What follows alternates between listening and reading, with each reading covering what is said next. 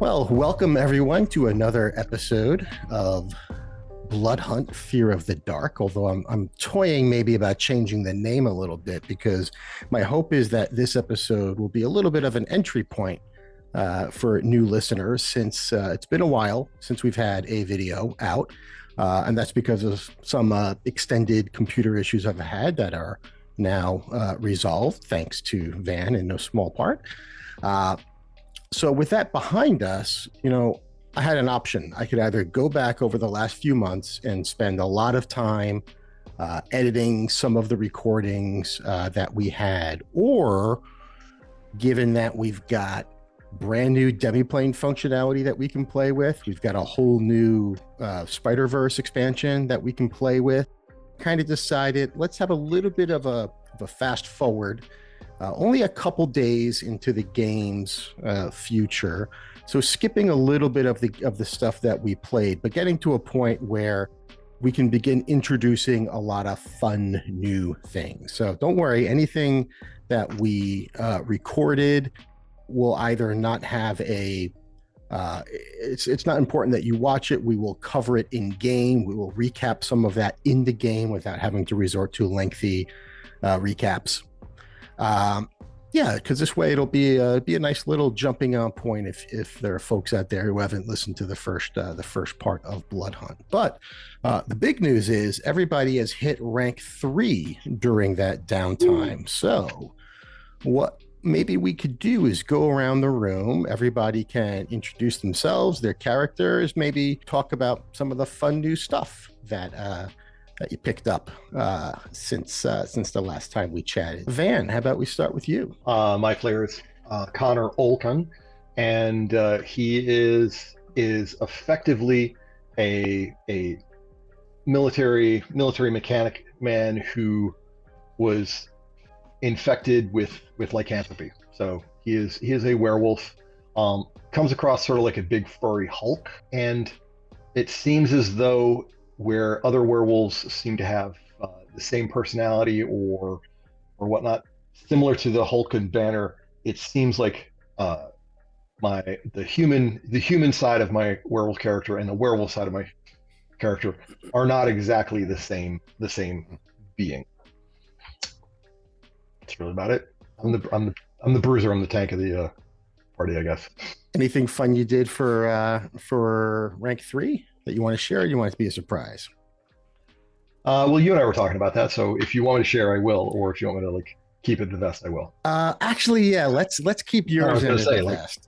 Yeah. Let's give this teaser. I gave all of the players an opportunity, being at rank 3 and especially having a new book coming out. Now's a good time to talk about how you might want to tweak your character a little bit. And I think Vann probably had the biggest tweaks of any of the characters, still very much in character, but just changing things up a little bit based on how the party has developed.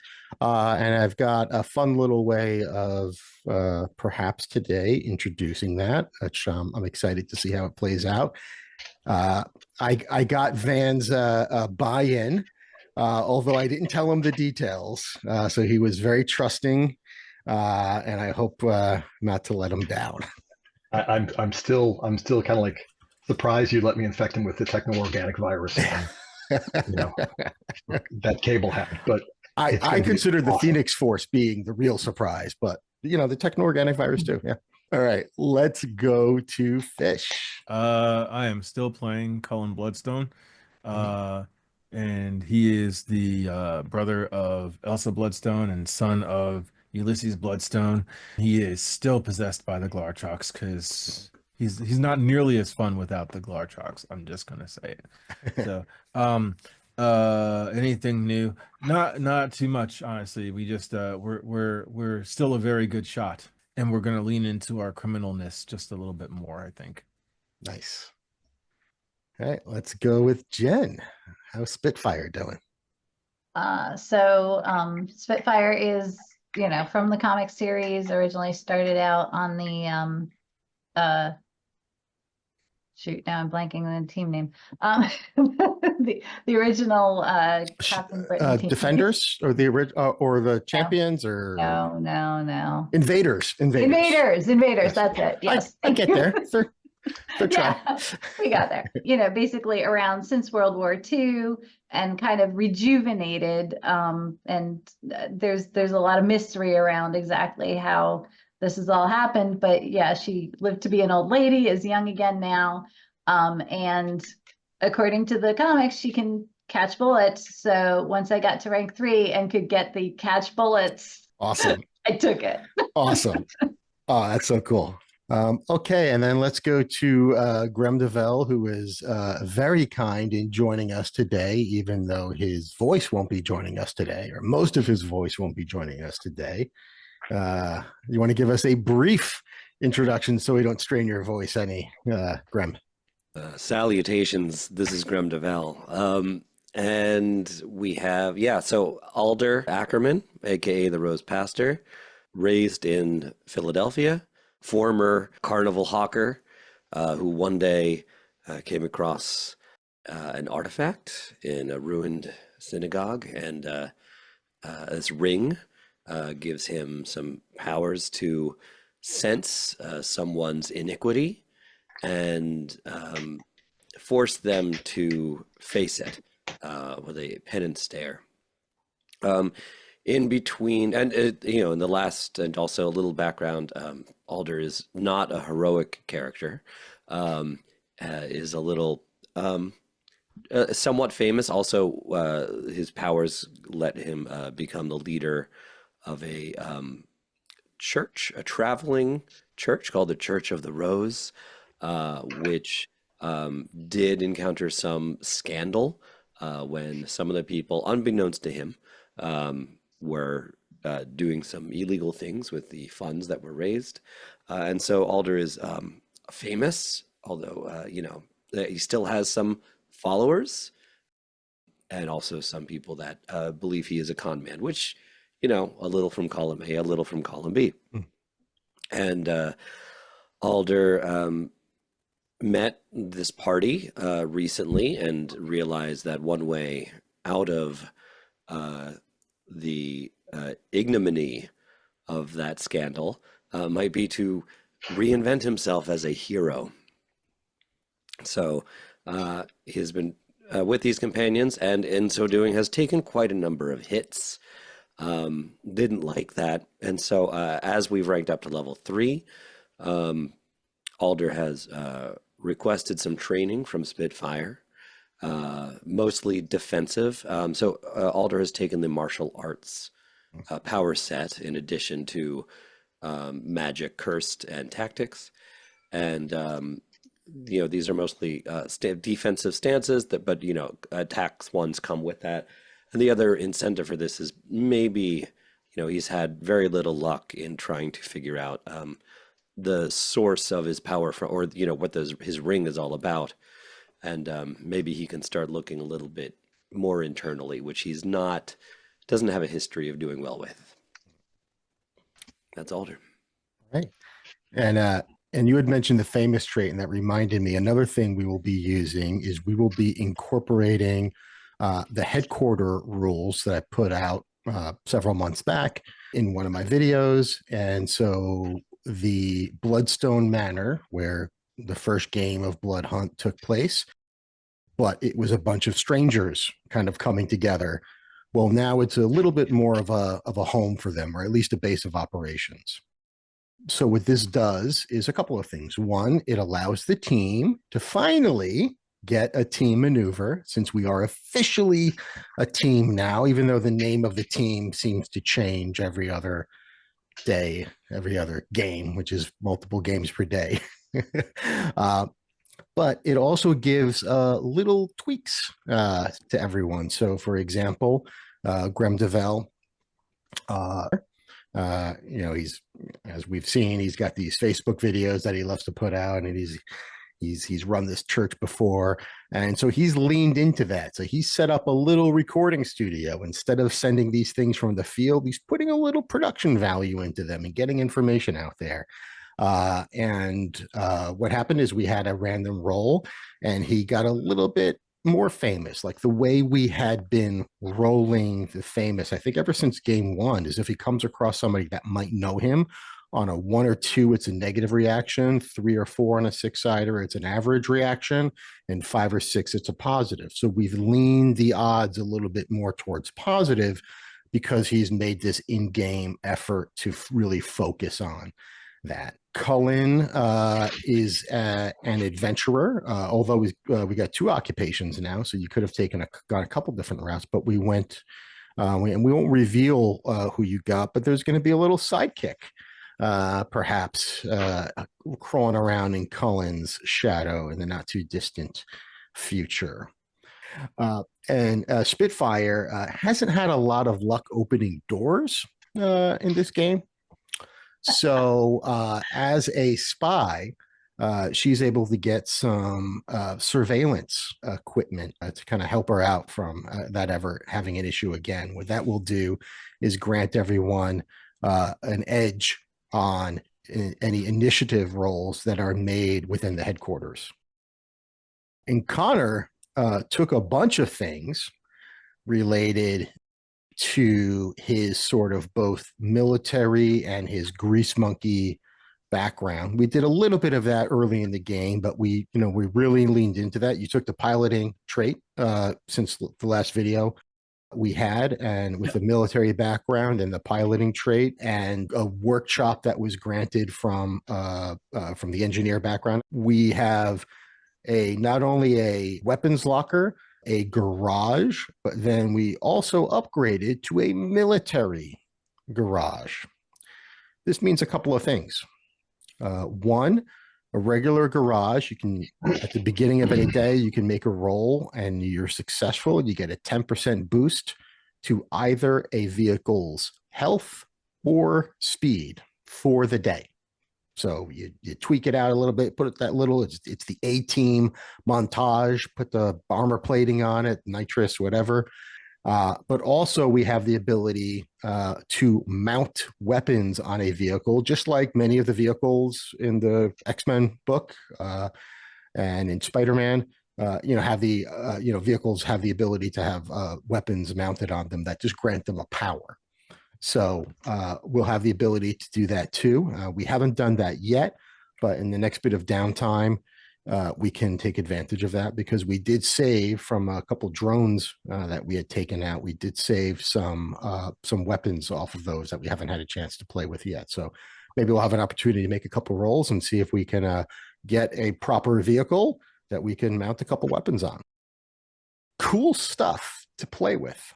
We're also going to be playing with some of the rules from the Spider-Verse expansion. We talked about incorporating sinister plot points for some enemies. So when we do meet some enemies that have had some time to prepare for the party, they're going to have some interesting things that they can do to make those combats a little more balanced, let's say. We also talked about the taunt reaction. That's open. Should anyone want to use that as a reaction, so keep that in mind. And then anything else, we'll take as we go. But with that said, let's get started.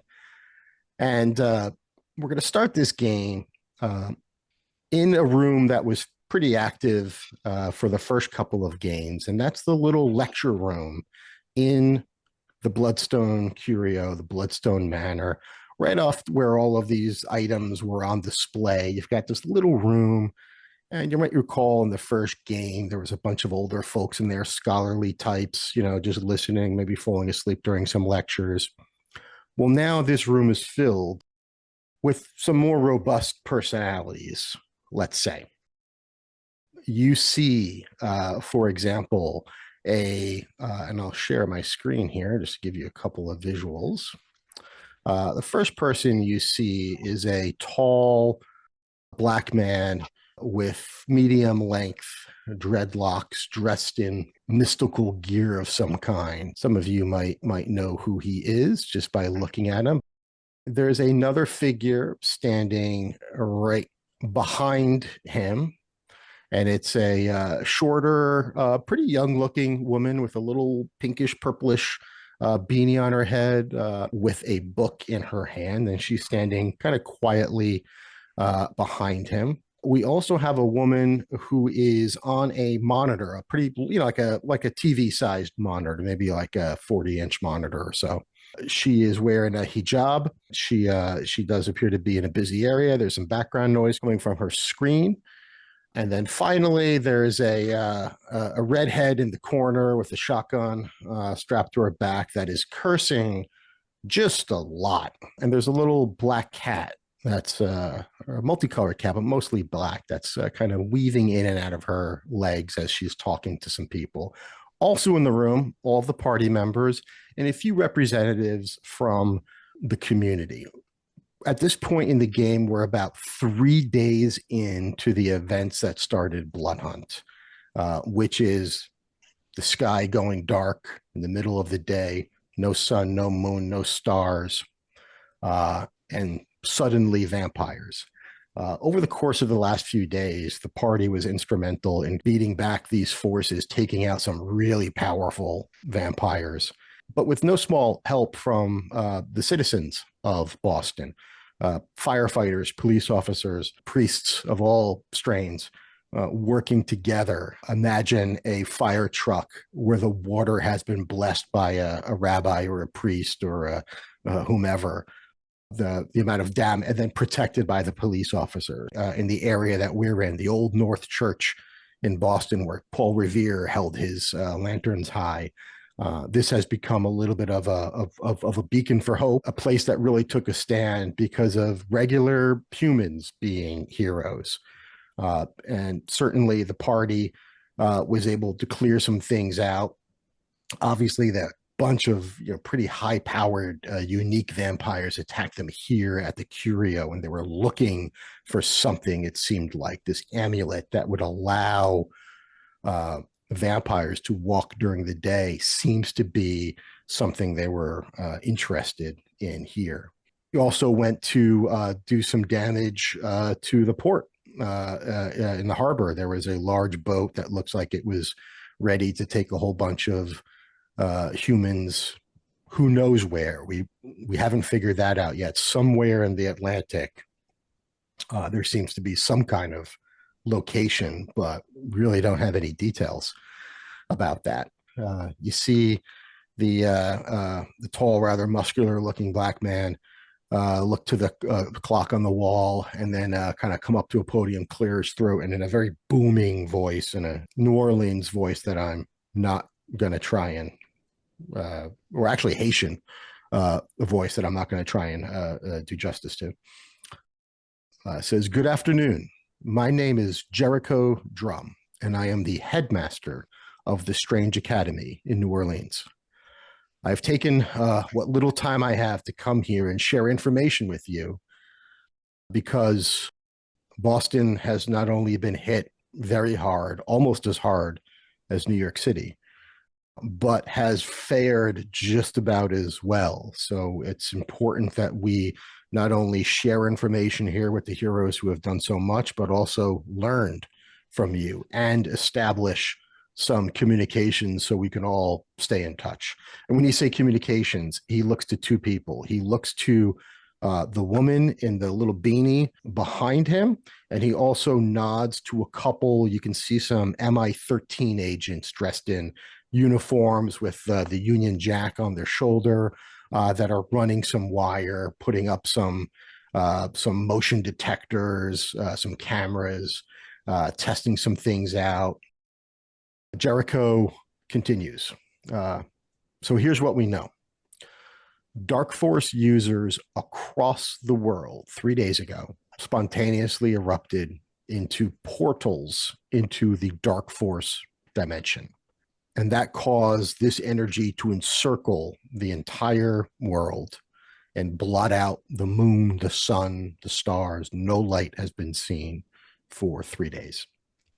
Shortly thereafter, obviously timed, hordes of vampires began attacking major population centers across the world. New York City, of course, but Milan, Lagos, Calgary, Latveria. all over the world. And it seems as though that their goal was to destabilize Earth's defenses by going after not only their greatest heroes, but some of their greatest sources of power or things that could possibly be used against them. And it was an attack against the Avengers that really sparked this whole event. I can confirm that both Thor and Scarlet Witch have been captured by whoever is in control of these vampires, and we've heard a disturbing rumor on that. Also, the Black Panther and Miles Morales, Spider-Man, were turned into vampires, and Doctor Strange was killed. He's still floating around in an astral form, so he's at the very least able to give us advice. There have been many other things happening all over the world, and we don't have clear answers yet. And with that, he steps aside, and the redhead who had been petting the cat puts the cat down, and the cat goes over to Cullen and starts, are you sitting or standing, Cullen? What do you think? Yeah. Probably standing next to the bar. So we're in the side room. So I don't know if probably a bar in there. Okay. Oh, got it. Portable bar has been brought out. Absolutely. So you're over there. So that the cat comes over to you, and maybe you heard the tinkling of some glass, of some ice in the glass, and comes over and goes to meow at you, and you can see that her teeth are gone. She's a completely toothless old cat, and so when she meows at you, it's just this like sad little meow. Meow, meow. So I allow the cat to do the cat thing in my presence. Yes. And so Elsa, as is obvious, Elsa Bloodstone begins to speak as though she owns the place, part of it at least. And she says, yeah, that rumor is that none other than Blade was and she's throwing many F-bombs in here. Like, she's already dropped 3 F-bombs in the half sentence I've gotten out. We've learned that Blade is responsible, although his intentions are anybody's guess at this point.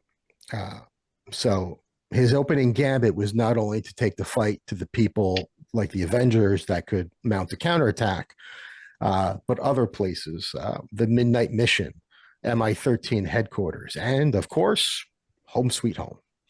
And she looks around. Jericho speaks up. The remaining Avengers are working on a counterattack, but they need time and they need intel. So what we need to do is to prevent the vampires from getting the upper hand in the meantime. So he gestures at Elsa and says Elsa has a team in New York focusing efforts. And when you hear the word team escape Jericho's mouth, Elsa rolls her eyes so far back in the head she almost falls over. I audibly laugh. she kicks you in the shin and then gestures for a drink. I am needed back in New Orleans, the Strange Academy. There's just a lot going on there right now, but we need to remain in touch. So I am leaving my librarian, Zelma, here, and she gives a little wave. She can communicate with me easily, regardless of the dimension I happen to be in, but also she can certainly help with any research needs that come up, because I think whatever mysteries that are going on here, we're really going to have to delve deep into the books, into our histories to figure out exactly why this is going on.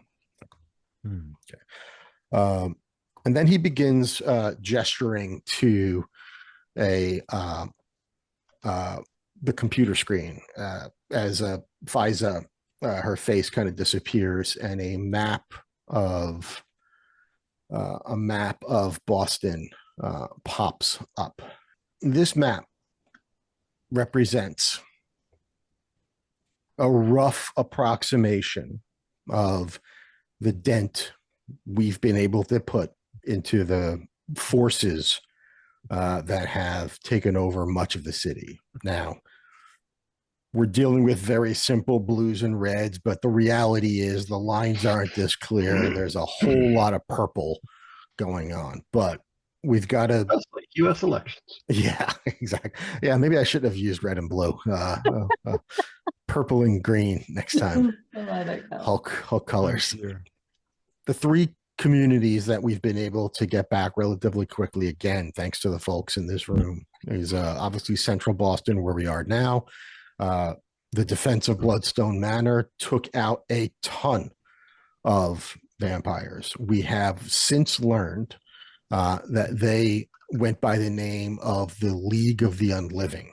And something we're figuring out is that there are a number of different vampire sects that are loosely working together under Blade, but not necessarily they seem to still be in it for themselves, so that sometimes they're at cross purposes, or they're not working well together, they're not particularly organized. So this is something that is absolutely in our favor. We do see evidence of them working together, and I think the battle that you had in the harbor is an example of that. We know there were some Aquios, which are these underwater, breathing vampires there, but there was also other vampires, the militarized ones that you encountered, and we're not sure what that sect is. Additionally, you were able to do just yesterday, do some work at a genetic testing lab, a blood testing lab, and there was at least one Hydra agent there that had been conducting some of these studies, very World War II type stuff, working with the blood of vampires and other undead and other types of creatures, specifically looking at testing with like werewolves, or in one case, a mutant like Rain Sinclair. We know Hydra is involved there somehow, but some of the other folks there did not seem to be Hydra related. Some of them were very military, the guards, similar to this other sect we're just not sure about. So that's the good news. The bad news is we have strong reasons to believe there are headquarters of their own that the vampires are using in each of these Boston neighborhoods. I can't tell you much about them other than we've heard multiple rumors of there being a lot of activity around that area. We don't really have the capabilities of checking that out ourselves. Any attempts we've had to gain, even with drones, get any eyes in the sky, have been shot down, either literally, or a swarm of bats would come out of nowhere and surround the thing and take it down. So all we know is that there are particular places, sites within each of these neighborhoods that we think is worth checking out. And you see them right there on the screen. The airport up in East Boston, we haven't been able to have any communications with them since Sundeath. Creepily, the crematorium, there's been a lot of activity that seems to be centered around it. In the Back Bay, the Boston Public Library seems to be very well guarded from the exterior. We know that Fenway Park, we've heard from some survivors, some sort of event during a game that was going on there, where there was a mass turning of humans into vampires. They took advantage of a public event to do that. There are some very strange sounds coming from the Franklin Park Zoo.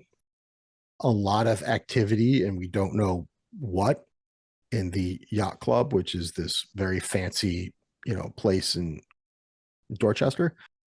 And in southern Dorchester, there's we've just noticed. I mean, we can just see from a distance. There's a lot of houses that are on fire there, and at some point, it's going to threaten to make its way, if this keeps up, closer and closer to where we have established our safe holds. And he's about to continue, and I want everyone to give me vigilance checks. We'll call it target number. We're rank 3 now.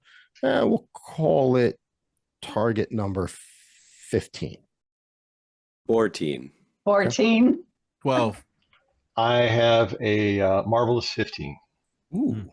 Oh. Okay. Someone's paying attention. Right. Connor, you hear, and it kind of sounds like it's coming from inside your head, but you hear at first what sounds like an old iron hinge, or like a gate creaking, heavy creaking open. You look around and no one else has heard anything. Yeah. And with the fantastic, I'll say you pick something up. At some point, the creaking is no longer a hinge sound. It's not like the kind of sound where you put a little WD-40 on there and you're good to go. It sounds like the metal is twisting now, and it's the sound of metal like rending a little bit, as though some force, like another piece of metal, was really grinding on it. I'm looking around. Is anybody like indicating that they're hearing anything strange?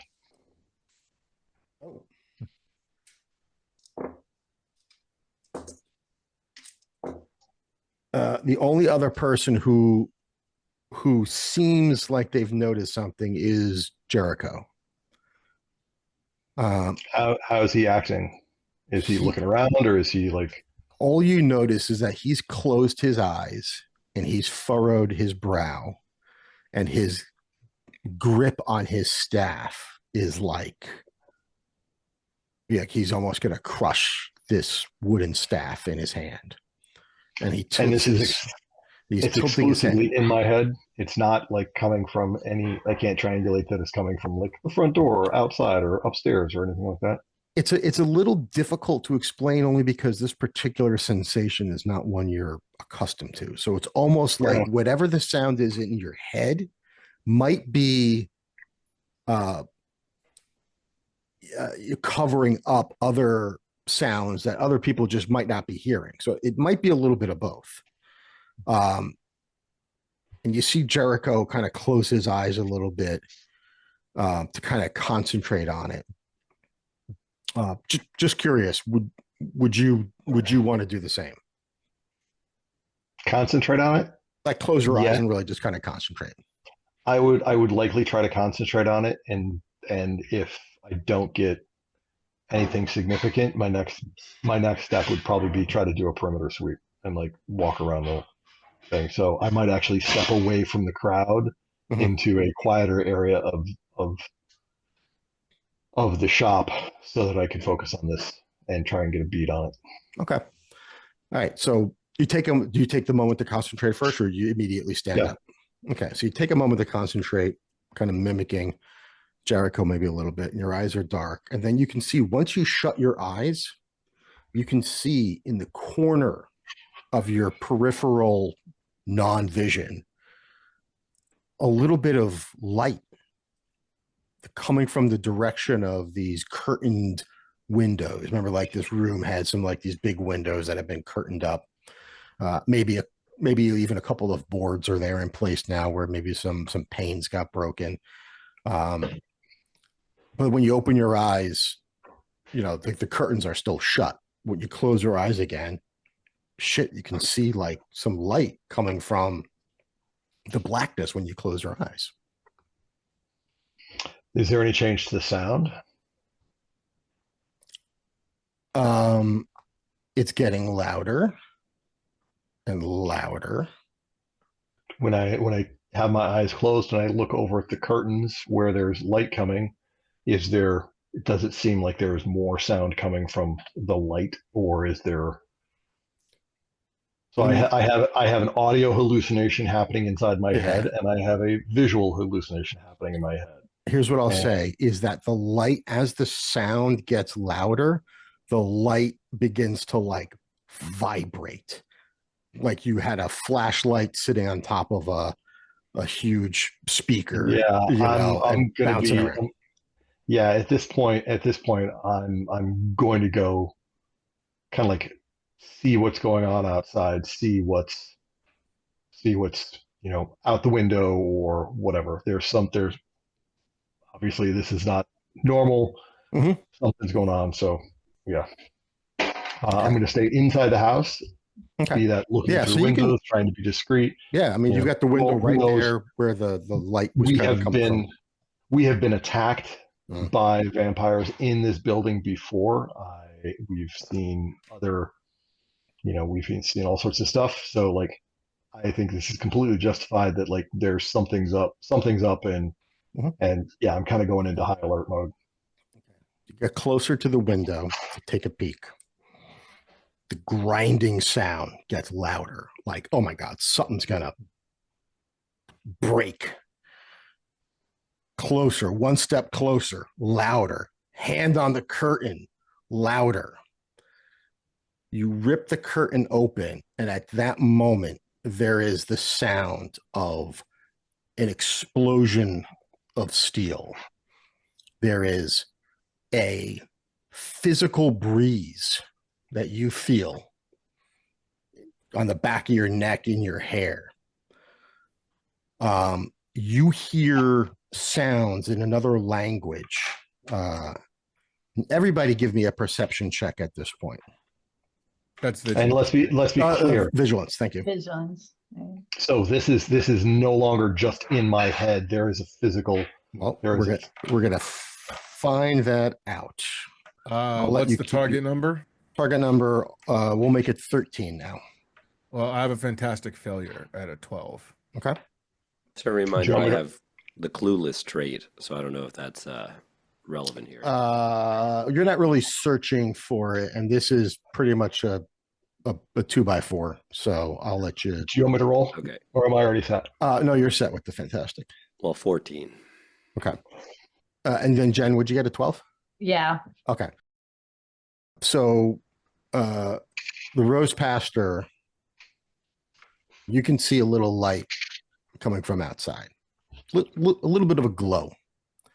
And we'll say, Colin, I'll give that to you. I'll give that to you. Actually, for that, I'll say with the fantastic failure, you don't notice the glow immediately, but you notice Jericho's eyes have just gone wide.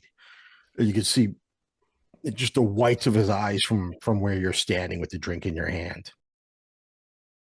And Connor, what you see coming from out of nowhere, the full moon is visible in the sky. Oh. And when I say visible, it is taking up. It is taking up the entire window. It is, from your mind, it is blinding you, and you feel a familiar once three days a month feeling that you get, but it hits you like a hammer because you've never experienced where it's like, oh, all of a sudden it's the full moon. It usually comes up slowly. It builds, and I know what to do. Yeah, it's like, oh, it's coming up over the horizon. No, this is like Okay, in your face. What do you do? By the way, everyone else at this point, you can see the moon is there, but it's a regular sized moon. where it should be at this time of the year, this time of night. But the How moon quickly is how showing quickly can I get through dark out of this? force. How quickly can I get Yes. out of this building? Pretty quick. Yeah, you can like just run for the door, and then the exits like it's 2 moves away. I think we established in that first game. I fucking run. I am out of this space to the best of my ability as quickly as possible. Okay, so here's what you perceive. You turn, you run. There are people in your way. You are jumping over chairs. You are dodging people. Some of them you got to push out of the way. You get to the door, right? So you're on the opposite side of this room. You get to the door that was closed. You go to like grab the door and push it open, and you phase right through the door. Now, what everyone else sees, now you're on the other side of the door going like, what the fuck just happened? What everyone else sees is Connor at the window staring at this moon, right? From your perspective, it's a regular sized moon. You see the hairs go up on the back of his neck, veins bulging in his neck, and you're like, I've seen this before. And then he goes to turn, but his body stays there, and a pale moonlight lit copy of him sort of phases out of his body and runs the way Vann described Connor ran towards the door. You see him make the motion of opening the door and then kind of like falling through. But Connor's physical body is still there, turning into a werewolf. Let's roll initiative. Okay. I was gonna say, like, is this like ghost apparition flipping into wolf form, or is my Why don't you roll 2 initiatives, Vann? Damn. 1 for Connor. Okay. So Connor initiative is 10. And by the way, thank you very much for Demiplane for creating a switch so that we can very easily flip back and forth between alternate forms. And initiative for the wolf is 15. All right, we got 15 for the wolf. Jen, what'd you get? Now I now have an edge on my initiative. So I got a 12 and then re-rolled and got a 13. Okay. 13 for Spitfire. Grem. Fantastic. 11. Ooh. Good voice. And Yeah, really. Cullen. 13. And all of the NPCs rolled absolute dog shit. Elsa spills her drink and is fumbling for her gun. Also at this point, the cat looks at Connor, hisses, and grows vampire fangs. Oh, that's fun. Yep. All right. Connor. And then what did? Oh, sorry. The wolf got a 14. What did Connor get? No, Connor got a 10. Oh, Connor got a 10. Okay. And the wolf got a 15. 15 for the wolf. Okay. Wolf goes first on. Oh, actually, no. Bonus round. Rose Pastor goes on 11. Only Marvel in the room. That's right. Okay. All right. So, all right. But what's hot? What do I see that's hostile? The cat and the cat physical doesn't component? look hostile. The cat is just being hostile at the werewolf that has just appeared on a full moon, Right. meaning not controlled by Connor. Right. But nothing about what I see necessarily implies that Connor is going to turn around and attack us all. If he doesn't know the lore, he doesn't know the lore. Give me a logic check, Sure. and we'll call it 13. That's what I rolled. Okay, so this isn't something you remember from the lore. You remember hearing Connor talk about, got to get away. Like you don't know the danger you're in. His abrasiveness from, especially when he first met. You recall that now of him like feeling like a caged animal that could, hurt somebody. And the reason he wanted to distance himself now comes to you is like, oh yeah, this is why he was not wanting to get close to anyone or not wanting to be around people. Yeah, and I would say that as he goes into his form, there is no intelligence in this beast's eyes. Okay. There is he's drooling, he's snarling, he's tearing his clothes off like he's trying to shed humanity. This wolf can't wait to get rid of the human. All right. So very clear to me that Connor is Very clear to everyone at this point. This is not a controlled wolf. Then I am going to. The way I would add to it, just as like you said, is I think you called it really well. Easily just ripping through any of the humanity. What you've seen previously is Connor sort of struggling against it and trying to do it when he's changed. It's almost he tries to do it in stilted, slow motion. Like he lets it happen, but he lets it never really lose his grip. There's no grip on this time. This is exclusively like, yeah, like I said, a big furry Hulk in this case is like, this is the rampaging furry Hulk. Yeah. With that, Alder will use his reaction on combat trickery and use pen and stare on Connor. Okay. I rolled 4, 4, 1, so 4, 6, 1 would be 17. Ego defense is 13. Okay. So pen and stare works.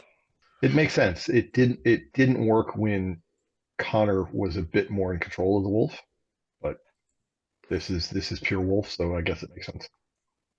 Yeah. So double damage on that ego damage, and you are paralyzed. Do you have any mental resistance? Mental resistance is like what?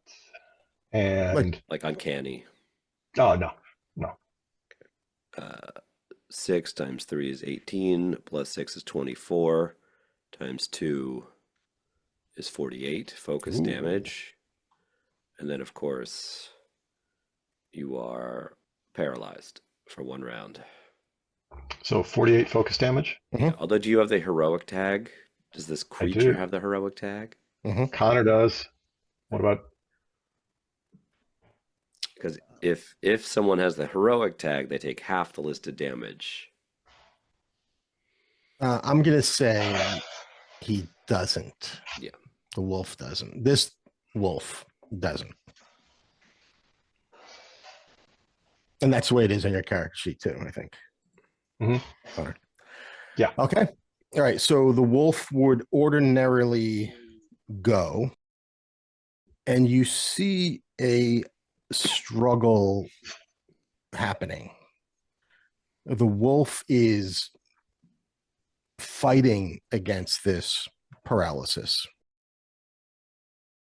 And you see almost like a blending of different images, like this wolf is existing and this werewolf is existing in almost like 2 places at once, or like a film that's been double exposed.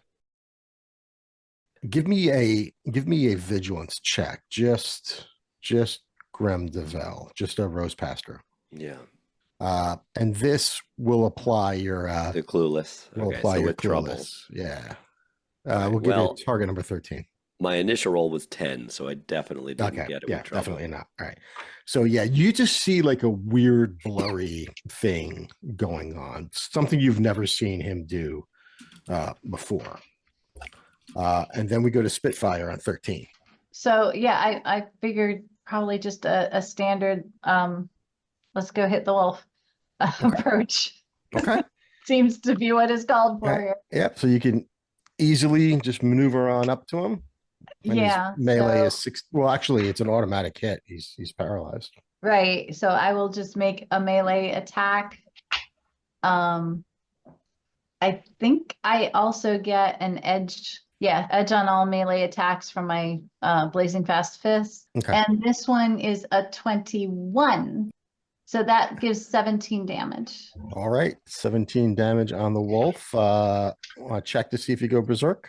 Yeah, I was about to say I've got to roll a ego check with the trouble number equal to the damage done. So my ego's 13 non-combat check roll, and I rolled a 13.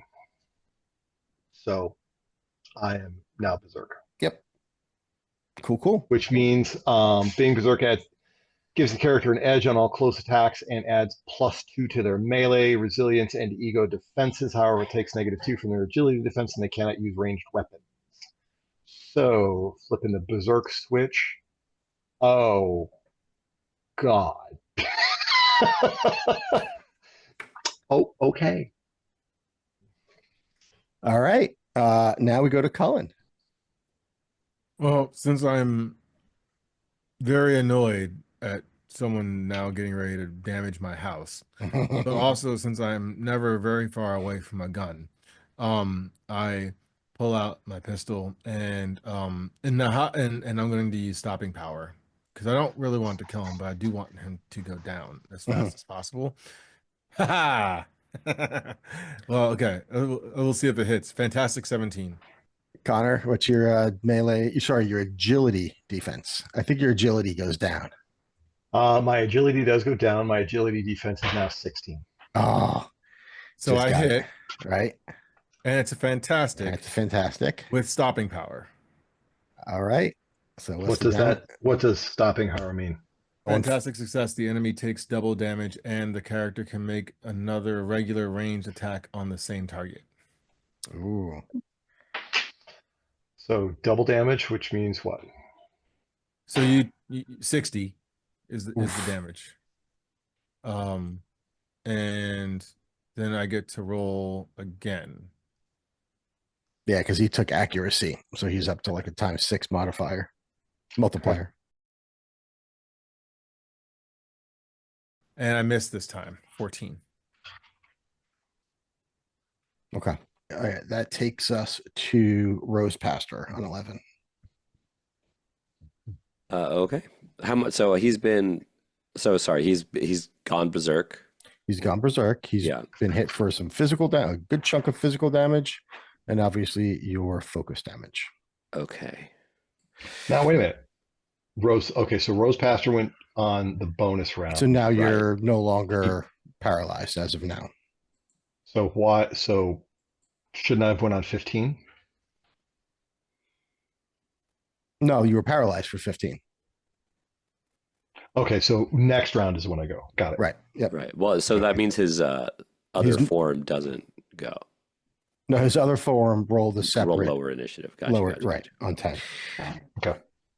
Okay.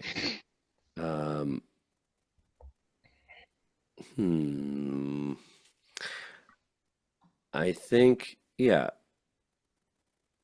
And I'm probably still at a distance from, compared with other people, right? Wherever you want to be. I'm gonna use combat support, I think. So I'm gonna choose an ally in earshot, and if the ally makes an action check before the start of my next turn, they automatically roll a 1 on their marvel. And I think let's do Spitfire. Okay. So Spitfire, you basically get get a free marvel. next round. And Connor, we'll let you go. Connor human, Connor wolf. Connor. Connor Human. Okay. I've got So, it Connor and Wolf in my initiative tracker. Okay.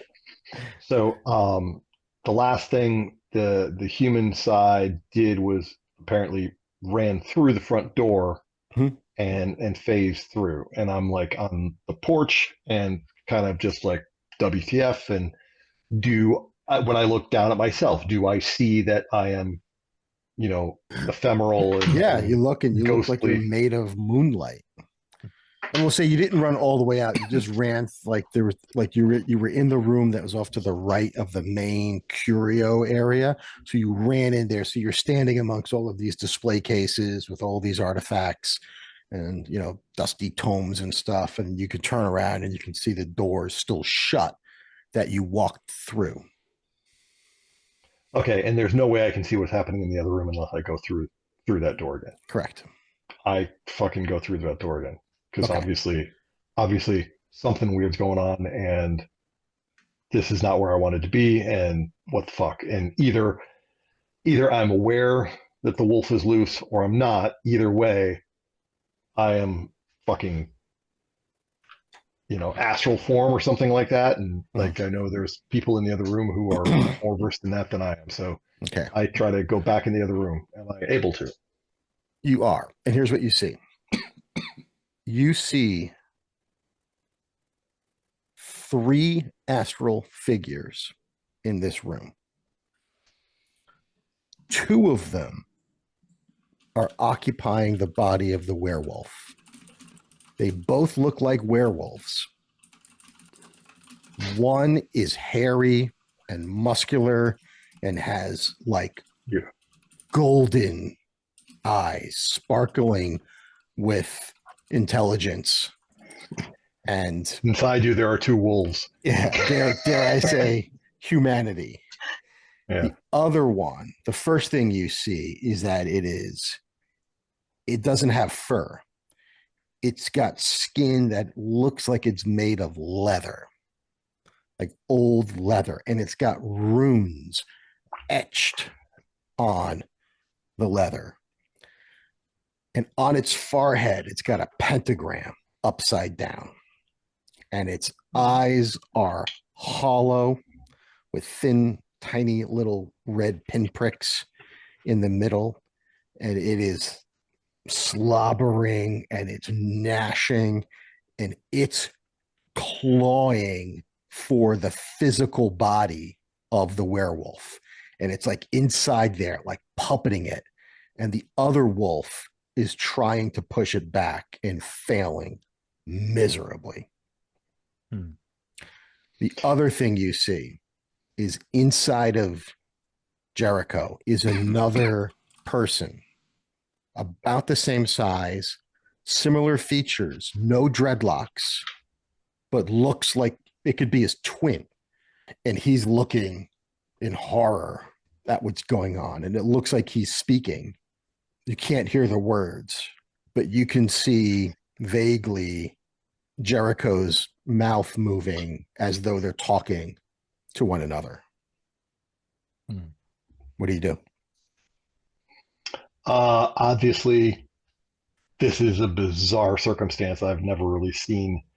I don't think I've actually probably ever seen the wolf, the werewolf form. I mean, it's not something I take pictures of or selfies of. It's not something I've ever looked in the mirror or anything like that. So it's probably fucking horrifying. Then I combined it with the 2 astral wolves.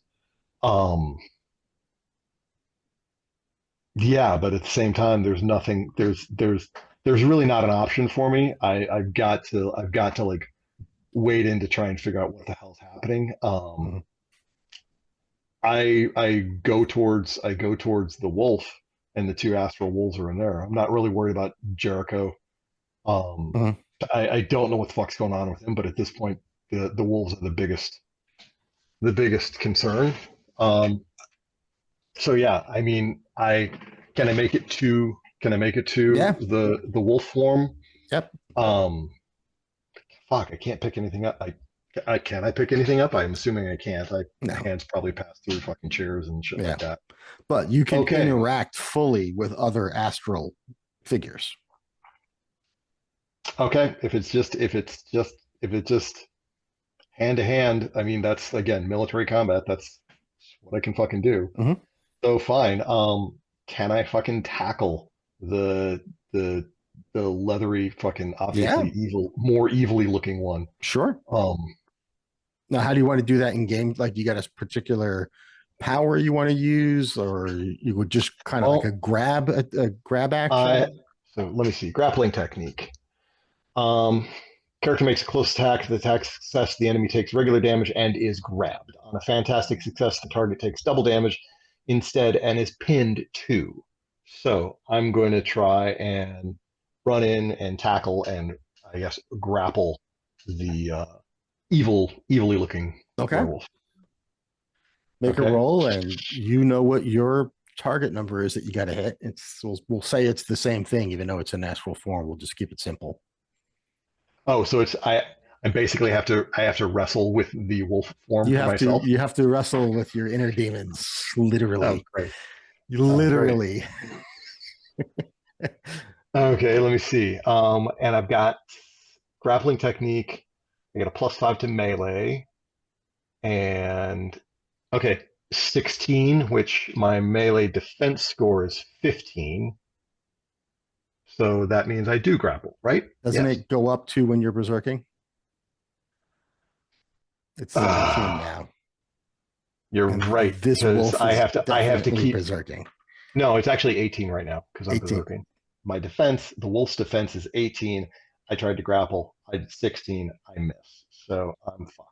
So what we'll say for flavor is that, as you go to, do this, you sort of telegraph it a little bit, and the leathery wolf just sticks his hand, his claw right out in your face and just like slaps you away. Like, I don't want to say laughing, but just like, no, I get it. Just disdainfully, like disgustedly, just pushing you away. All right. Now, Elsa goes next. And this whole time she's been fumbling, trying to I rolled really, truly bad for her. I rolled like a 1-2-1 for her. And she takes her shotgun out and she goes to she just goes to shoot you. You are a monster. She is a monster hunter. This is how she reacted in the Blood Hunters book when they came across Miles Morales that got turned to a vampire. She immediately wanted to shoot fucking Spider-Man. So monsters are monsters. Hey, man. That's not a good roll. Winchesters didn't get their reputation by being softies. Yeah. 16 agility. That hits. 16 agility on my. So she's shooting the wolf and it's hitting agility scores. Yeah. 16 is my defense. So yes. Okay. All right. Just barely hits. Okay. So that's hit. Lowest die was the Marvel, though. So 315. Call it. She's not using silver. So only 12 points of damage without silver. So shotgun blast, most of the pellets just kind of bounce off of you. She tries to orient herself in a way where she's kind of firing into the corner and not at anyone behind her. She's got that much sense. And now Jericho is going to go.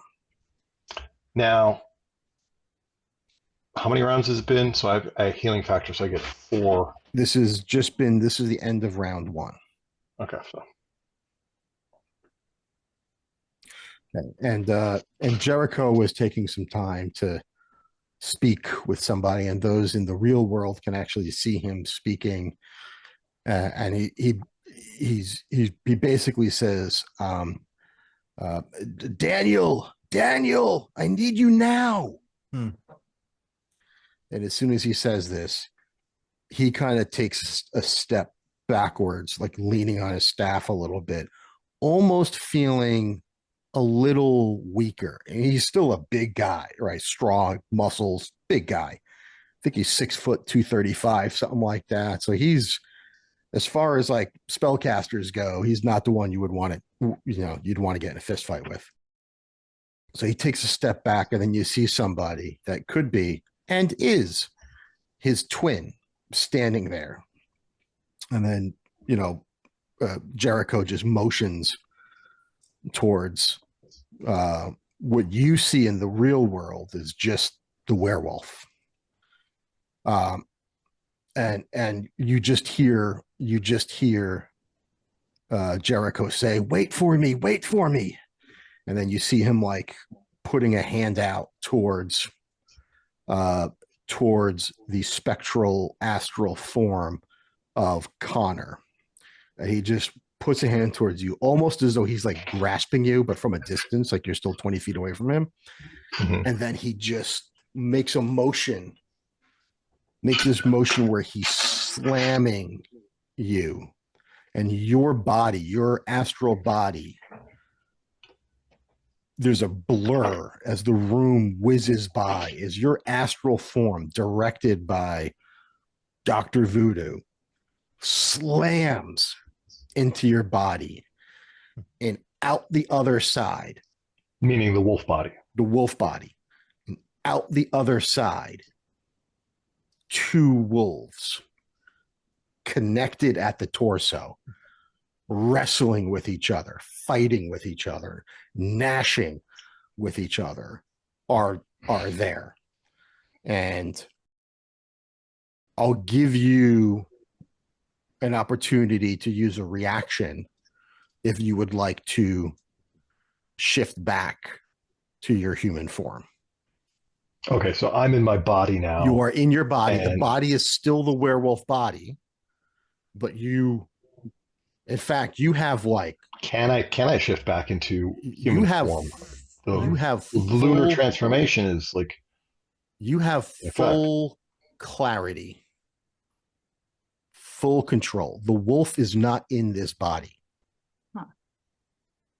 You have full control. But you don't think you could ever get back, at least in this current state. In fact, you're almost beginning to shrink anyway. You can hasten that a little bit if you'd like.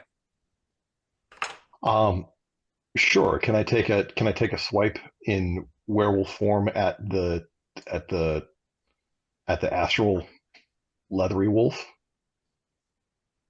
Or that's going to be pointless because it would be a standard. Yeah. Then I guess I will. I obviously am going to go back to human form. Okay, so if at least that will disarm the wolf from doing any further damage. Right. And as you do that, you force it back quickly, and this is something no one's ever seen before. Lying around you is just a mound of fur. Like you literally, this is a different transformation than you've ever experienced before. Like the fur is just fell off of you as you shrank. Okay. Then what happens is Jericho screams, "Now, Daniel!" And Daniel, his spirit, his astral form, moves towards the other 2 battling werewolves. And there's almost like this melee going on for a moment, but it's not long before only Jericho's twin brother Daniel is standing there, and his arms are tense, and his hands are fists right now. And then Jericho, leaning on his staff, is like, "You have them. Can you hold them?" And he says, yes, brother. Yes, I can. For now. And we end initiative. So what we have in the room, we've got some gunshots in the walls. We've got a cat with vampire teeth that is still hissing, that Elsa is trying to calm. The bad monster went away. Mommy made the bad monster go away. No, she didn't. You've got Dr. Voodoo that's looking a little weaker. It looks as though when his brother is inside of him, he's almost twice as strong. And then you have this copy of him, except for the hair. Actually, he probably looks a little younger too. He looks like a younger version of Dr. Voodoo because no one else can see the astral things, right? But yeah, can we see? You can see. I think you can see because if you're a certain rank, if you're rank 4 or above, like Doctor Strange, you can see his astral form. So you can't see the werewolves, but you could see Daniel kind of come out wrestling with something. So you see this astral form of this Dr. Druid looking guy, but younger, standing there. And he's kind of like breathing heavy as though he's just been through like a really short but incredibly intense struggle. Anyone mind explaining what the bloody hell just happened? Zelma speaks up and she looks ashen. And she just turns to Jericho and says, "Did you see the skin, the markings on that wolf?" Now, nobody else except for Connor, now in human form, saw what they're talking about because the Rose Pastor failed his check there. He was the only one who had an opportunity. And then Jericho nods, and Zelma says, "What does it mean? That book was supposed to be gone."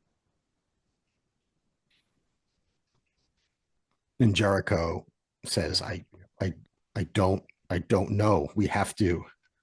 And then he just stops for a second and goes up.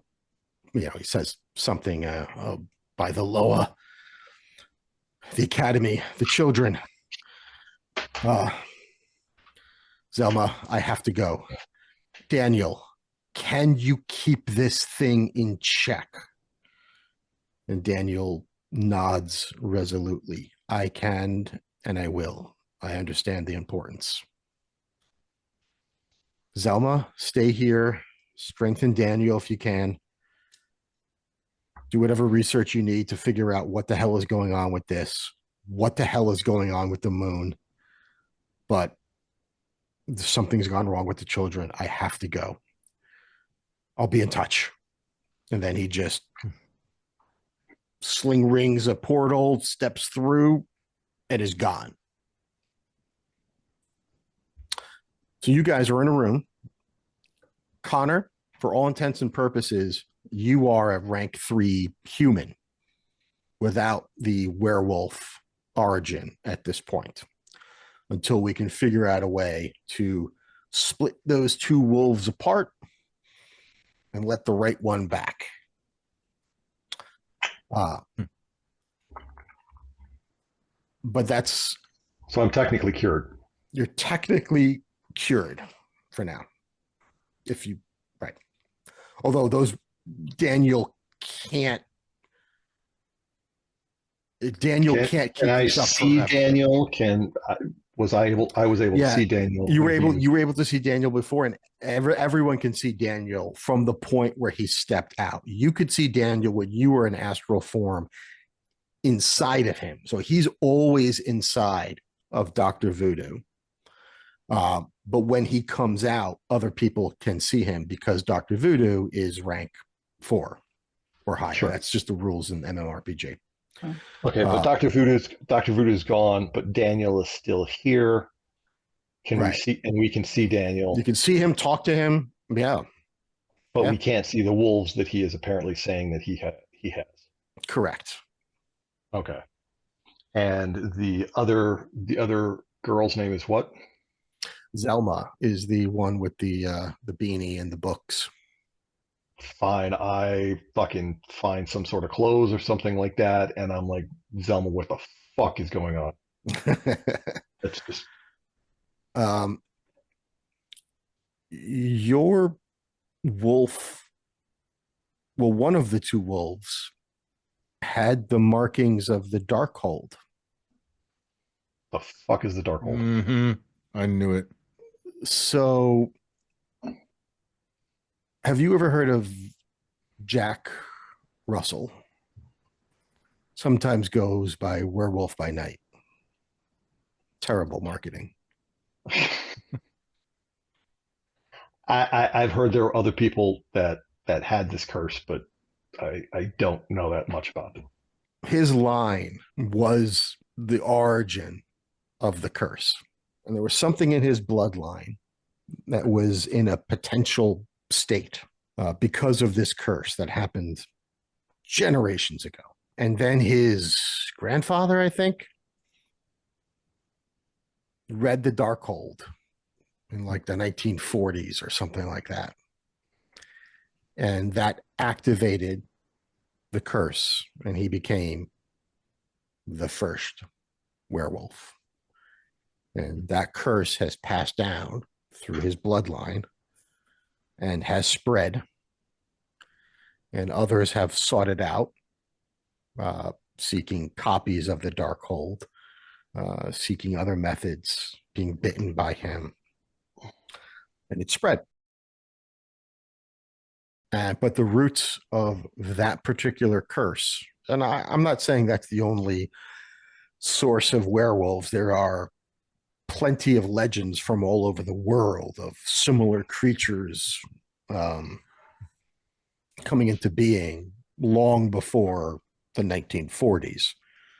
But this particular strain comes from the Darkhold, and it appears that if that's the one of the wolves inside of you, you could be of his bloodline. Or Okay. you could have been infected by someone from his bloodline. But it's all the same. You are kin to that strain of werewolf. Bloody So fucking Darkhold. what does this all fucking mean? Uh, You got to remember, Connor's got no superhero background, got Yep. no real heavy mystical background. He just basically got fucked with this and thrust into all of this. It well- means your family's fucked, mate. I don't have any family. It means I've got to get into the big old library the Bloodstones have over there and do some reading and figure out A, how I can make sure Daniel can keep this up, and B, figure out if there's a way to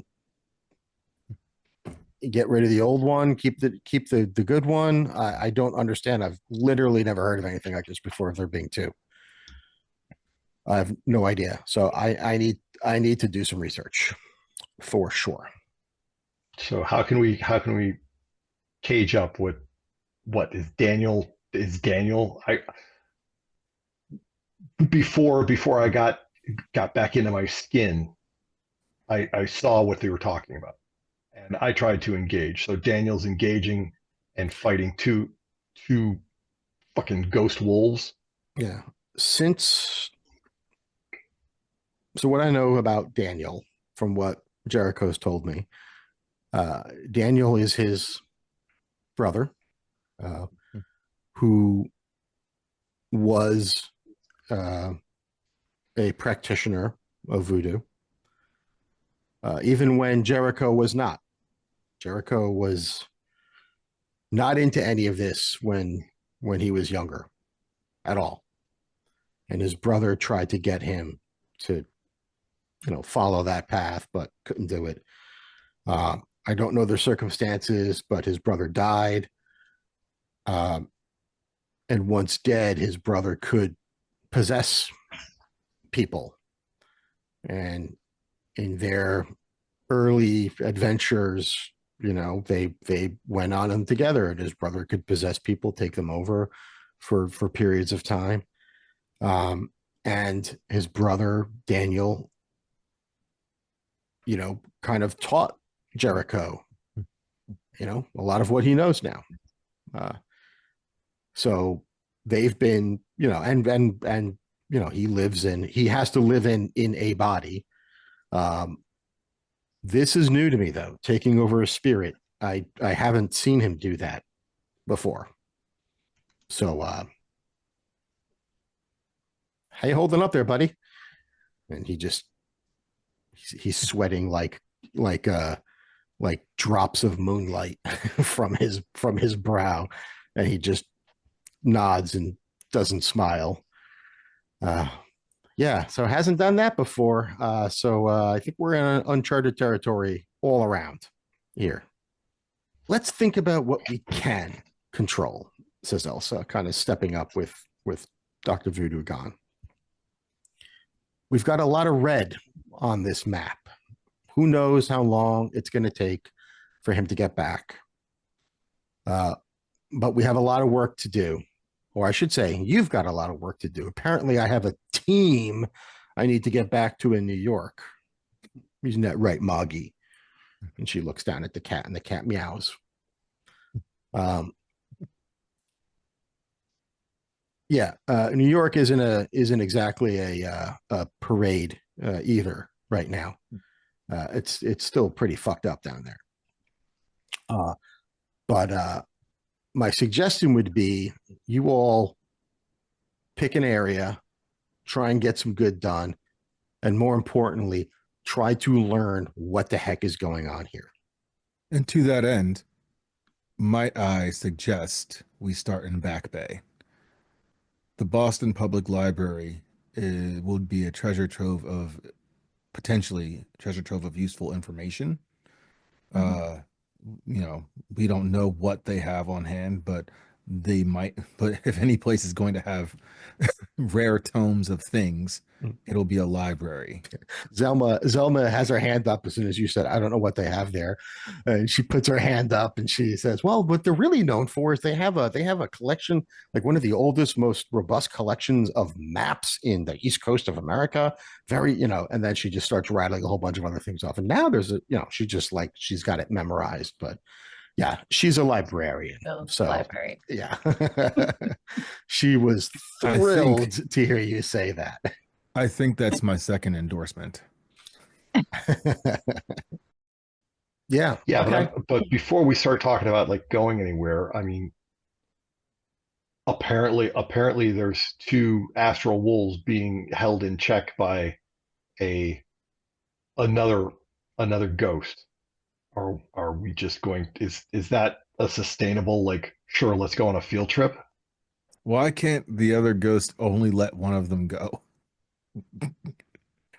I'm worried about the other ghost just losing whatever fight, and then everything comes back. I'm honestly not worried about. Either I should be getting as far away from you guys as I possibly can in preparation for that, or we need to figure out like how to. Or you could stop looking for every excuse to run. Not looking for every excuse to run. I run. It's all you know how to do. Elsa says, I don't know, the pastor over and there have a goddamn drink. The pastor over there seemed to put you to bed right quick. I don't know why you're worried for these guys. They seem to be able to handle you just fine. All right, so let's wrap up really quick. So here's what we're going to do for next game. And we'll do this going forward. By the end of each game, we'll pick a new location, and I will figure out what's going on in that location. I mean, I have some ideas, obviously, but I'll further flesh out what's going on at that location, and things will change based on the order that you pick things in, and certain clues may give you more important plot movement than others, and some of them might be dead ends. So yeah, cool. Next game we will see what's going on at the Boston Public Library in Back Bay. I dig it. Cool. Gotta all right, love a guys. library trip. Everyone get your library cards. And awesome. Right. So yeah, we'll see you guys in a couple of weeks. Thanks, everybody. Thank you. Cool beans. Thank you. Peace out.